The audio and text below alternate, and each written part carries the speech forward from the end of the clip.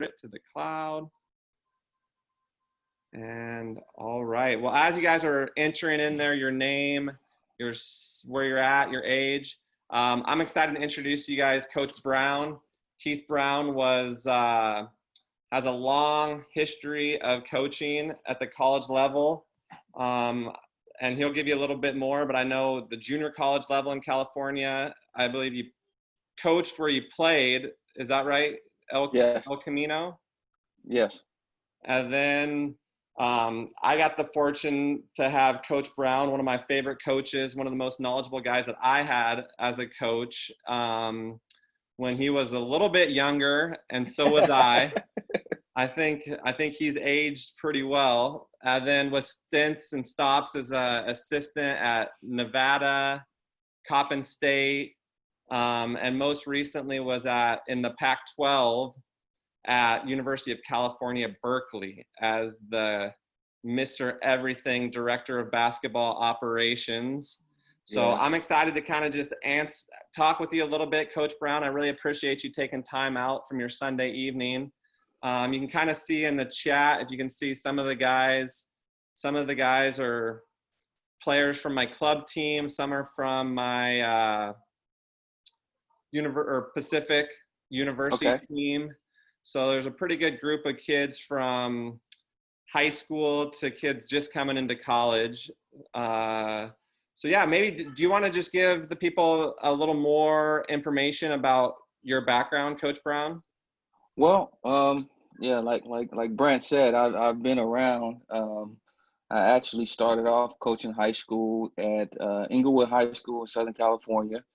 We had some pretty good players that come through there. Also, I started at junior college at El Camino College. I was there for about 3 years. And then that's right before I got the job at the University of Portland when Brent was there. And I stayed there a total of 4 years. Then I went back to Seattle. No, I went to Seattle University. I was at Seattle University for 2 years.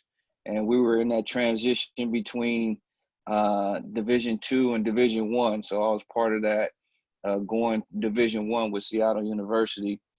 And then I went from Seattle University to the University of Nevada, Reno. I was at Reno for 6 years. After I got let go, we got let go in Reno maybe 2015, somewhere around there. I came back to Maryland, and I was at 1 year at Mount St. Mary's, which is in the NEC out here in Maryland, a private college similar to the University of Portland.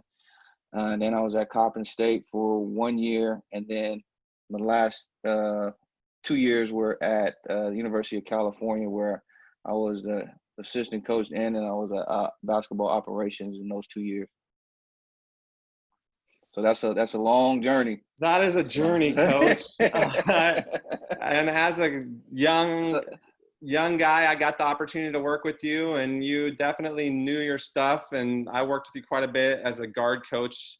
Coach Brown, sitting down there now, is not the most maybe vertically privileged coach.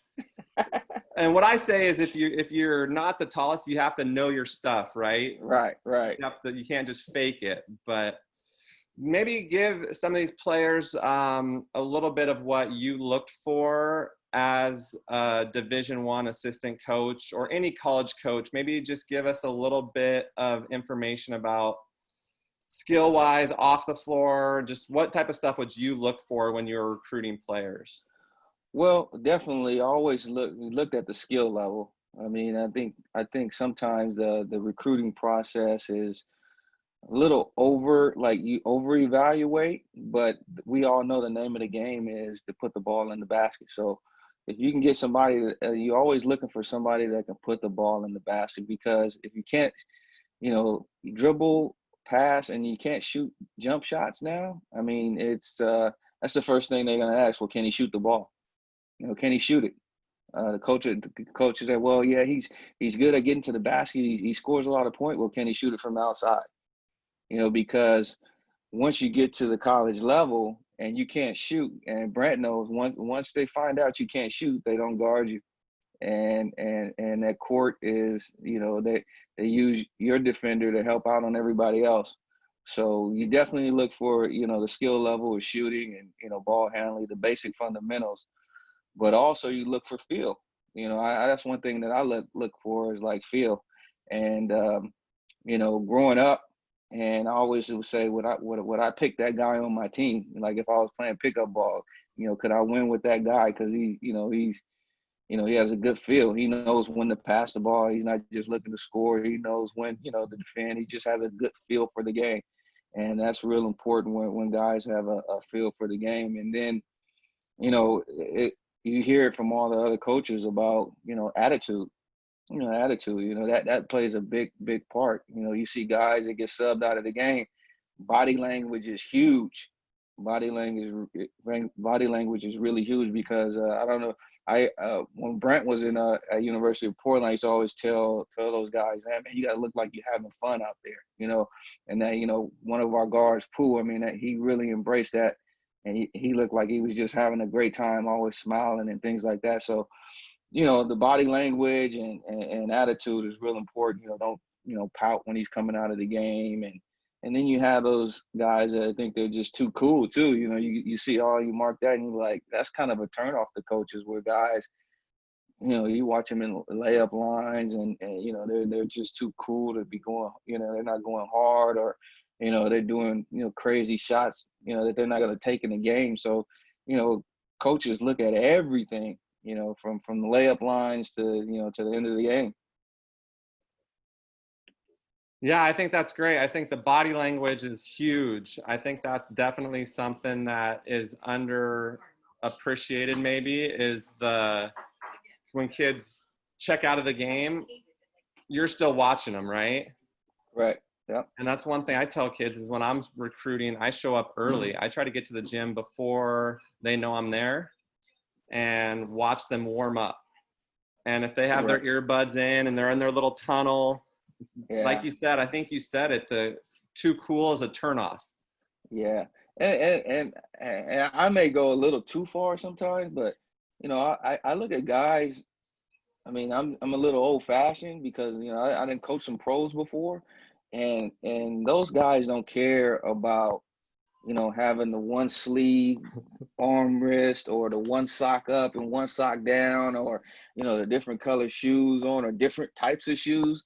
You know, I Seen look at that that one. and it's like, man, if you're gonna do all that, you better be really good, you know, because I'm expecting a lot for you, you know, to really go out of your way to, you know, try to, you know, whoever you're trying to impress. I just it could be a turnoff, you know, to some coaches. Not everybody, but you know, I just got to be honest with you. You like coaches. This is you know, you've seen all the places that I've been. I've been at a lot of different places, and these are the college coaches' job because you know they have to really get the evaluation right because you know once you get to campus, you know you got to make sure you got a good kid. For sure. I think the pros you've worked with, like it doesn't matter. I mean, I'm sure you had a couple in Nevada, right? And obviously Yeah, Pooh and some of those guys, but the guy that's so cool, I love that you mentioned the arm sleeve, and you know, it's like you can't fake it, you no, know, and the cool no, guy that comes out there through warm-ups and just kind of gonna get hammered. right, right. And if you guys that are tuning in, first off, I appreciate you guys joining in on a Sunday. I think you'll get a lot out of this. But if you guys have questions or anything you want to ask Coach Brown, definitely you can hop in at any time and just drop a little information down there. And I think feel of the game. I know you said feel of the game. How can a player improve their feel of the game?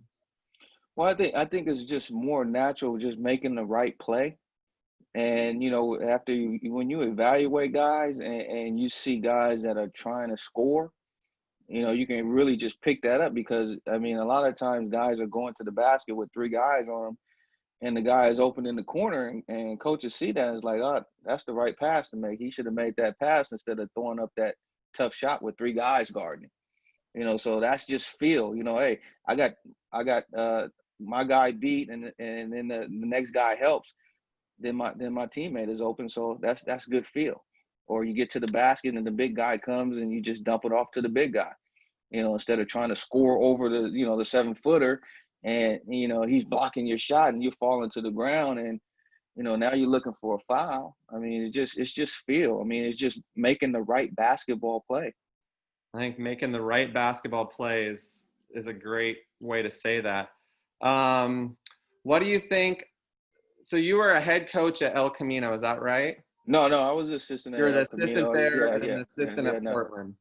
yeah, Have yeah. you, Go ahead. when have you were a head high school coach at No, Inglewood? no. Yeah, I was a JV coach, but that's when I first started. But yeah, then I coached some AAU, like I did the Portland Panthers after I left you guys, and Mm-hmm. and a couple other places. So yeah, I've done that. Yeah. Do you want, I mean, journeyman assistant, is there a part of you, coach, that wants to run a program here? And it's funny you say that, is because I just had this conversation with a couple of friends of mine, and like at my age right now, to where I've been in the business for a while, I'm not really pursuing college jobs like I, used to pursue them, because stability is more important for me right now. So I have been looking, and I have been asked about some high school jobs here in the area. So I mean, I'm definitely going to look into those.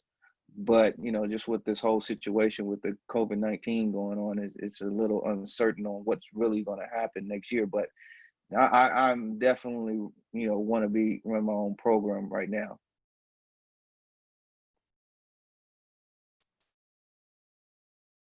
If you Hello? guys have questions, feel free to drop them below. But I had another one. What's another quick way to turn off a coach? Just like the body language, or the quickest thing is the most obvious is the talking to the head coach, talking back to your head coach. Is he coachable? He's not coachable if he can't take directions from the head coach or the assistant coaches, or he comes to the sideline, and a assistant coach is trying to tell him what to do, and he's frowning up, and like he just has an issue with being coached. So that's the quickest thing, is not to be coachable. I think that's a great point. If you're not coachable, it's kind of I think of it like a problem versus production scale, right? Yeah. If you're not producing, you can't be much of a problem. Right. If And you're producing a lot, you can be a little bit more of a problem. and you got to understand. We all understand when you're competing, and you're competing in the game, and the emotions are going. You got to learn how to control those emotions.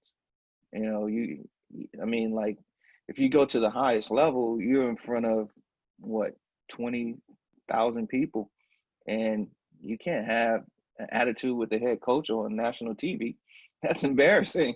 And the coach could lose his job, because the first thing the media says is he doesn't have control of his team. On that point, The Last Dance, got to hear what you think about Scottie Pippen. I told it was he should have won the game. I mean, Right? he should have handled it like a professional, Mm-hmm. and he should have went in the game, and maybe had a conversation with the coach in the locker room. You just don't do that. I mean, it's almost like you're giving up on your team. For sure, and that's what it looked like. And yeah, you can't have that. And when we're talking about that production versus problem, as a walk-on, if I was any problem, No, yeah, right? If you're 6'11" and you jump out of the gym, you can get right, away with maybe having a little lower GPA, But if you're a normal sized person and you're a walk-on, you better make sure. And I'm trying to emphasize that to these players, is the academic piece, and trying to be as well-rounded as possible is key. right. Yeah, just I know in our program, as far as walk-ons, like Brad said, you can't be a problem if you plan on walking on a team. You can't be a problem. You have to be the best. I mean, have one of the better GPAs on the team. Yeah. You can't be late to meetings. You can't be starting trouble in practice. You can't be going half speed in practice, you're an extension of the coaching staff, and you're an extension of the team. But you're getting those guys better, and we have to rely on walk-ons just as much as anybody. For sure. I recognize that. And I always kind of joke that I worked really hard to be the worst player, right? Like just to get a spot. My jersey was always too big, Coach Brown, but I was just happy to have a jersey. So Right. we got some questions here. It says, for players that are in your program, what is your favorite guy on the team? What qualities does he have? For players that are in your program, Ethan, I'm going to unmute you. Can you tell us what you mean by that? Like what qualities on the team, what qualities in the person that's on your team makes him like your favorite, like the hardworking guy or the most skilled guy? Like what's the guy that's your go-to? Well, I mean, when you're competing, you want to make sure you have somebody that's just what you're going to get out of them. Like I know that if I put Brent in the game, and he may not be the most talented guy, but I know he's going to play hard because he gives it every day. Then that's what I look for. I look for consistency. I don't look for. I'm not looking for somebody that comes in one day looks great, and then the next day, he's sick or this. Coaches look for consistency. You have to know what you're getting as a person. Like, you know that you don't have to worry about when practice is over and you go back to the dorms. We're not going to have any issues out of you. Just consistency. I think that's a great answer. Is that a good answer right there, Ethan? Yeah, thank you. Mm-hmm. And we got another one. Why do you think that flashy dressing is a turnoff? I think I said, for me, I mean, this is not everybody. I'm just telling you my own personal opinion. I just think when you're doing all of that, you're really setting yourself up to be really good. I'm looking at somebody and they're taking the time to have mismatched socks, and I get it. I mean, half style, half fashion. I mean, I'm all for it. You know what I mean? But I mean, if you're really just doing too much, and then all of a sudden I'm watching you play, and it's like, oh well, I just think that the expectations for me is I see that and I say, oh, this dude he's gonna go for 20 or 30, and if you don't live up to the expectation, then that's where I kind of like he did all of that and he only scored 2 points, or you let the guy just drive right to the basket. and I'll answer that. I mean, it's kind of one of those things where I'd rather have your game. I want to notice you because you bust your ass, because you're the hardest working kid. That's why I want to notice you. I don't want you to try to stand out. I like guys that want to be a part of the team. So that's why if I'm ever a head coach, I'm going to have my team, they're probably going to have matching shoes. Yeah. That's just a little thing, but I want the team to all look to the same. And then if a guy wants to stand out, dive on the floor, take a charge, and that's something that I've just learned is I'd rather have a team unity rather than one player trying to make themselves stand out and differentiate themselves from a team. And again, if they do that and they're really good, you give them a little more leeway, right, Coach? Yeah. Like it's I mean, like I said, it's just my own personal perspective of what I want. I mean, I what I look at. Like I used to be like Brent, though. I mean, to be honest with you, I was old school. Everybody should wear the same shoes. That's a little too old school now for the new kids. It's hard to get that, yeah. That's it. And once you start going up the level, you can't have those expectations for those guys to wear the same kind of shoe, because when you're recruiting these high level NBA dudes, it's almost like that'll turn them off, and they won't be interested in your program. So, I used to think that too, but I don't mind. I mean, I don't mind guys wearing sleeves, but I mean, let it be because your elbows hurt. That's why you're wearing a sleeve. Don't wear it for fashion. Wear it because you need it, or your knee braces, your knees hurting. wear a knee brace. But some guys, it's a fad, to where you see somebody wear a headband, and all of a sudden, everybody wants to wear a headband. Okay, well, I mean, fine, you can wear a headband, but I mean, are you doing it really because the sweat is in your eyes, or are you just doing it because your favorite player is wearing Look like Allen Iverson, just wear that arm sleeve. I mean, if you're as tough as Allen Iverson, you can get away with it. But Coach Colburn wanted to ask, how good was Coach Miner? Because we hear lots of stories. it? Well, Thanks, Morgan. Coach Miner was good. We used to have the championship series. Championship Remember series, those? just jump it off. Jump it No, off. no. Brand was good, man. Brand was he did everything he was supposed to do, like he said. And then he got opportunity. That's when you have your opportunity, you take it. And he was always ready and embracing his opportunity. Now I do want to say something. I was on social media and he was showing him dunking, so he can dunk.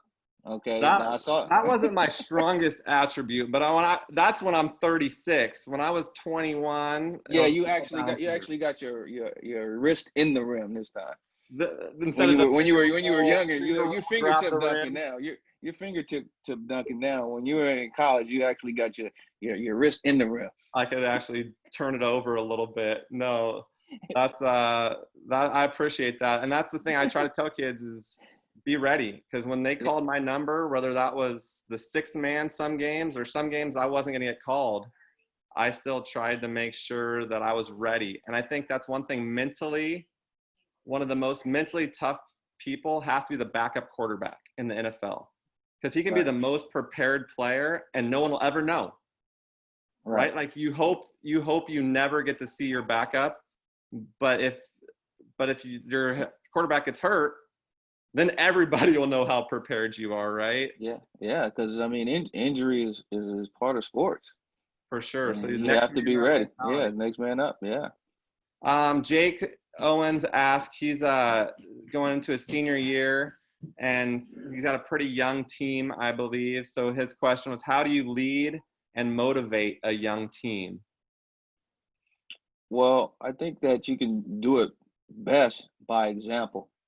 I think that by you being the older guy on the team, you have to set an example for the younger guys because they've been probably checking you out for the last couple of years, and to actually get a chance to be on the floor with you and practice with you and get to know you a little bit, closer. You have to, be, a leader as far as on the court and off the court because they're gonna mimic the things that you do. So, I mean, by example is the best way, to be a leader. You can't, not go to practice and then all of a sudden, you think those guys want to listen to you and they're going to practice every day. I think that's great. And Jake is the type of kid that's a worker. And I think not only by example, but vocally, that's something that I'm trying to challenge the kids to be is you can't just be vocal. Otherwise no one's going Yeah, to yeah, follow. Right. yeah. Because you're like, dude, you're telling me to work hard and you're not working hard, or you're telling me to touch the line, but you didn't touch it. And you get that a lot, especially at high level. Sometimes your best player is not your best leader, and he's really good, but he's just not the person that you want leading your team, and he just doesn't have those leadership qualities. But you got another guy, and and a perfect example, you got guys that don't play as much, but that what they're bringing every day, and they're great leaders on the floor, off the court. You just use them as examples as far as GPAs. You use them as examples as far as coming to practice every day. You use them as an example of being the best defender. You use them as an example of only playing X amount of minutes and being the most productive player on the floor while he's on the floor. So I mean, those are the leadership qualities. I mean, by you use for examples. That's great. Morgan also asked, what do you do as a coach to keep learning and growing? So books, podcasts, what do you do, coach? It's I mean it's an ongoing process, and I've been fortunate enough to coach at the Division I level for over 15 years, 16 years or so, and it's just a learning process that just continues. And I have so many, like Brent talked about, me running my own program. And I texted him the other day, and he said, "What are you doing?" I'm just looking through old notes, and it's just so many things you can learn from just I used to go watch kids recruit. I used to go recruit kids at their high school practices, and you look at some of the high school coaches, and you'd be like, these guys are really good. They really have good drills. They really do a good job of motivating their players. I mean, it's an ongoing process. I mean, I think whatever you can do, read books, work on dry erase boards. I have dry erase boards all over the place.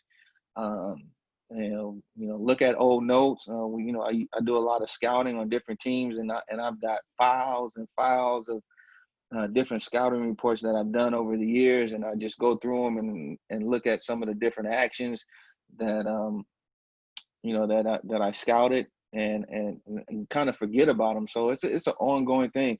Listen to podcasts, listen to other people's philosophies. It's an ongoing process. So I mean, you can never stop learning. And when you get your opportunity to coach and get your own program, you can always it's all up. You can take it all and put it all together, and you put your own twist on it. So you're always borrowing's what we call it instead of stealing, right? But Yes. tweaking it, taking what you've done in the past, reshaping it. And I think that is crucial. So Ethan also asked off the floor. So off the floor, obviously we've talked a little bit about the leadership. I want to recruit kids that are leaders off the floor. You want kids that obviously have the work ethic, and you hope you get a kid that has the work ethic that helps the team GPA. That's the hardest work, that also can put the ball in the bucket, which wasn't necessarily me, because I was a good high school player, but I wasn't as good as Pooh Jeter. So I tried to make him better in practice every day. And that was tough because Pooh was a lot better at basketball than I was. He's still getting a paycheck to play, right? Right. Yes. I never got a paycheck to play. So he played for the Kings, the Sacramento Kings, in that, what's that, the National Basketball Association. So Pooh could go. Pooh could hoop. So Josh is one of our coaches from Team Push, and he's asking, what advice, direction, insights do you have for young players learning to watch film of and scout themselves as their opponents, as well as their opponents? I think, with the technology, today, and the access you have to different games, with, just the whole synergy, and how you can, if you're able to have synergy and just pull up games or players. And I just think it's a great advantage for younger players to actually study the game. I know back in the day, it was really tough to get film and games on your computers. But now, I mean, if you like a certain player, or you kind of feel like, you have a similar game to that player, you can actually study the guy. But I think film is so important from, high school to college and the NBA, and just knowing, different types of moves, and, just different situations, and things like that. Studying the right plays is definitely an advantage. And a lot of people don't do it, but it's really important to know how to break down film and use it to your advantage. I think kids a lot of times just watch the ball too, instead of looking at backside action. They're just watching the ball. Morgan had a good question about how is basketball changing offensively. Well, now they have a 3-point line, coach. When you no, I'm just giving you a hard time. How is basketball changing offensively? What skills are most important with the changes that you see? Like you said, the 3-point line is huge. I mean, you see that, for the Golden State Warriors, and you just see it now. The traditional big guy, even your 6'11" guys are shooting threes. I have a friend of mine who coaches with the Clippers, and he works with the big guys, and he said a part of them is that they want to extend them to the 3-point line. I mean, so it's not just back to the basket; it's all pick and pop, and if you can't shoot the three, I guess now in the NBA, you're at a disadvantage. Even if you're So 6'11". he's 6'11", yeah. So he's working on getting those guys, to shoot the 3-point because the pick and pop. Just the traditional. You don't have the Shaquille O'Neals anymore. I don't think. You got the what's the guy Giannis who Ben's coaching? Was it? Giannis, yeah, Ben Yeah. Sullivan, yeah. Who would have But guessed? so Ben was before his time, so he shot the three. Yeah, So, Ben did like to shoot it, didn't he? Ben liked to shoot it. but yeah, no, it's definitely changed the game. I mean, I mean, the level. I mean, the type of players today with their athleticism, and then like you said, big guys being able to shoot the three. I mean, it's amazing. I mean, it's amazing how the game has changed just over the years. Who did you watch? Who was your player growing up that you wanted to be like, or who did you study? Well, Or I just grew up, growing up in Los Angeles, watching the Lakers in the late '80s. It was Magic, just Showtime. magic, and yeah, that was me. The Isaiah Thomases and all those guys. I mean, they were really good. Shaq. All those guys were good. Cap, Kareem. Shooting the sky hook. So, I mean, I watched that up close because I was actually a vendor at the Forum. So I used to sell peanuts back in the day, just so I How can old go were to you all when the you did games. that, Coach? I was in high school. That was my high school job to get gas money to Bad go. gig? Yeah, that's not a bad gig at all. Not quite as good as a college basketball coach. No. Well, I really do appreciate you joining us, Coach. It's good to relive some of those Portland Pilots days. Definitely some of my best memories, some of my best friends were guys that were on that team, and you really helped. You're a big part of facilitating our team and keeping the guys together as an assistant when sometimes the guys didn't always get along with some of the stuff that Right. was being said. And you were kind of the go-between, I felt like. And so I always felt like I could talk to you and trusted you as a coach. And obviously now, almost 20 years later, getting to catch up, I definitely appreciate your time and everything you did for me back then. And I know there's a lot of kids you've influenced like me, so I definitely appreciate it, Coach. No, I appreciate it. Like you said, it was a great time at the University of Portland, and like I said, I still talk to you, Ben. I just did a camp with Poole last summer in LA. Coach Hazard was there. So I mean, yeah, Donald Wilson. Matt He'll Gordon won a lot of games as a yeah, college coach, right? yeah. Matt, I haven't talked to Matt in a while, but just being part of a program and being with the team and being with good guys is just always you're gonna always remember those days. For sure. Well, I appreciate it. Some of the things I got out of this, just when you're recruiting, feel the game. Obviously, wanting guys that can put the ball in the basket, but you're also looking at the attitude and body language. And that's when your body language speaks so loudly, I can't hear what you say. Right. And the guys that are having fun out there, guys that you'd want to have fun, that you'd want to coach, right? If Yes. they look like it's just horrible, not fun to coach, don't need that. So the too cool, I thought that was a great phrase. Too cool is a turnoff because a cool guy gets his ass kicked by the hard worker. Controlling your emotions, consistency is key. Be the guy that sets the example and being a continuous worker or continuous improvement, showing that you're getting a little better every day and leading by the guy that works your tail off. So I think hopefully the guys, I know Jackson Moses, give us one. What did you take away from this, Jackson? I unmuted you. One thing that I took away from this is that not only having skill is something that's really important, but also your academics are something coaches look at a lot as something that you can contribute to the team. Good. Thanks. Jake Owens, let's give Coach one piece of feedback or one thing you learned. Jake, you're unmuted. I like the part where you're talking about players you want to be like and watching film on them. Because, like, for me, I always watch players for, like, certain reasons. Like, with Kobe, I always watched him for his mentality, how he's just a winner. So I've always kind of just looked up to that part of his game.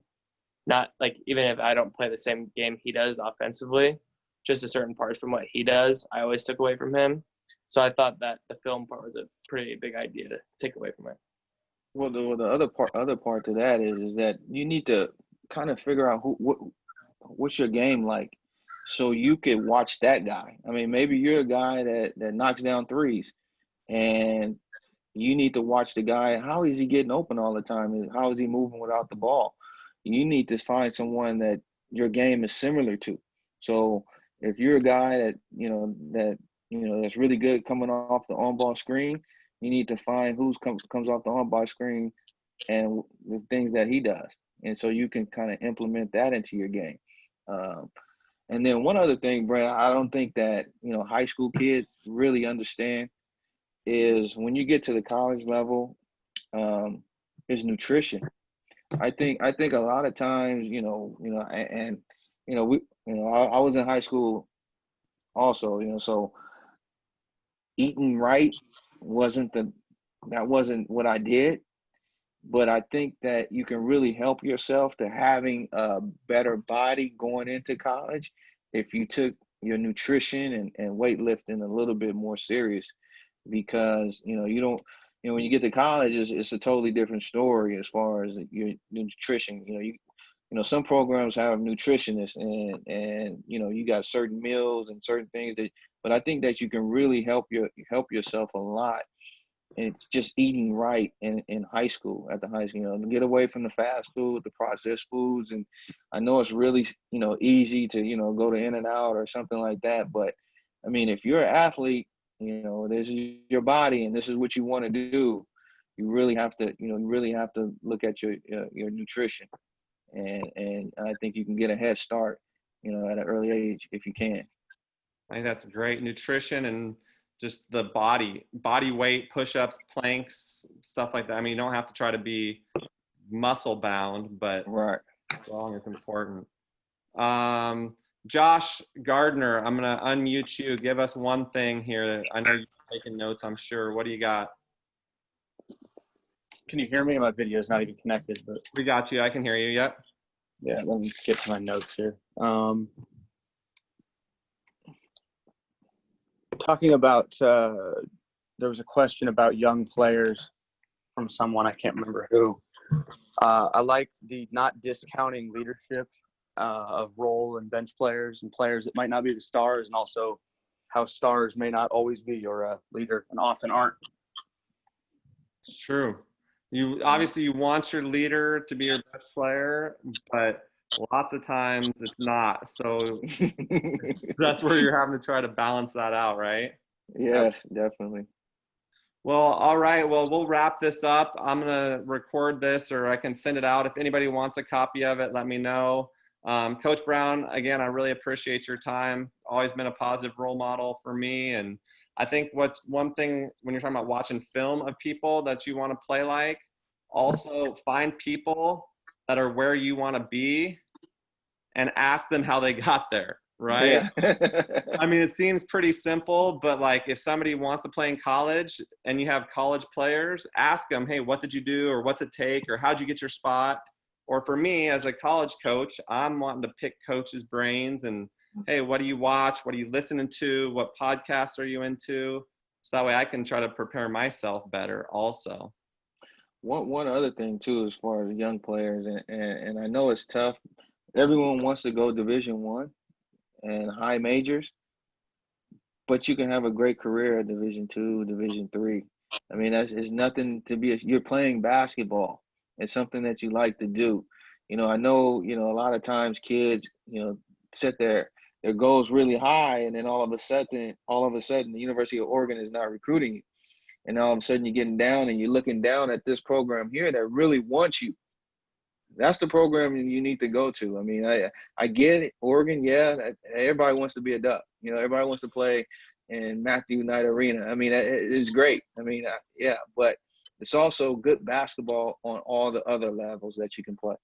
I think that's a great point. I know Ethan and Caleb both had options and chose to come play for us at Pacific, which is Division III. So we're really excited to have those guys and really appreciative of the fact that they did choose to come play. And I agree with you. There's definitely something to be said for being wanted, right? Rather than Yes. settled for. Because if you're not if you're not scholarship offered already, you're not their top pick. Right. Right. So go Right. somewhere where you're wanted, where you can be a part of something. And that's what we're building is we're going to be better this next year than we were last year. And we're going to be better in 2 years than we are next year. And we're just trying to get a little better. That continuous improvement, which you mentioned, is huge. Yes. Yes. Well, great. Well, if you guys have anything, Coach, I just posted on Max Hoops Instagram a picture of Coach and I.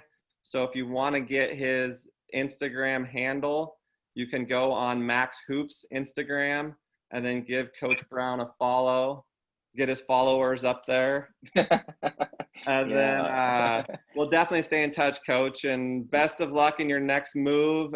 Stay in touch. And if there's anything I can ever do, definitely don't hesitate to let me know. Same here, and good luck with everybody. All right. I appreciate it. I'm going to unmute them. So if you guys want to give a little shout out, you can, I'm unmuted there. So if you're wanting to say something, go ahead and say thank you. Thank you, Coach. Thank you. Coach. Thank you, Coach. Thank you. Thank you, Okay. Coach. I had a quick question. Yeah, Yeah. Jackson, go for it. What do you think the best way to reach out to a college level coach would be?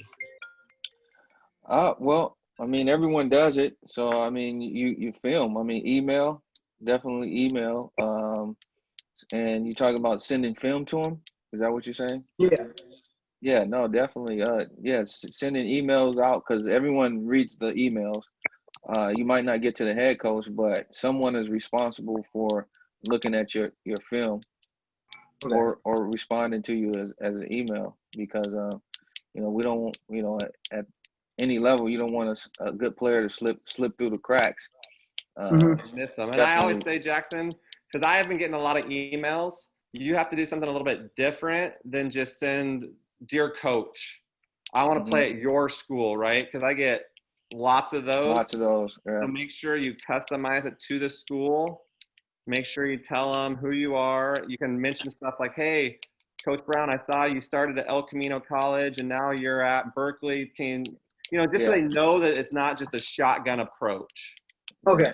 And I always use the example of trying to get a job at Nike. To get a job at Nike, you don't submit a resume because everybody submits their resume. You got to do something different. So maybe you put your resume on a shoe, or you put your resume on a basketball, or you have it delivered. You got to try to think something different because there's 95% of kids that want to play in college don't get to.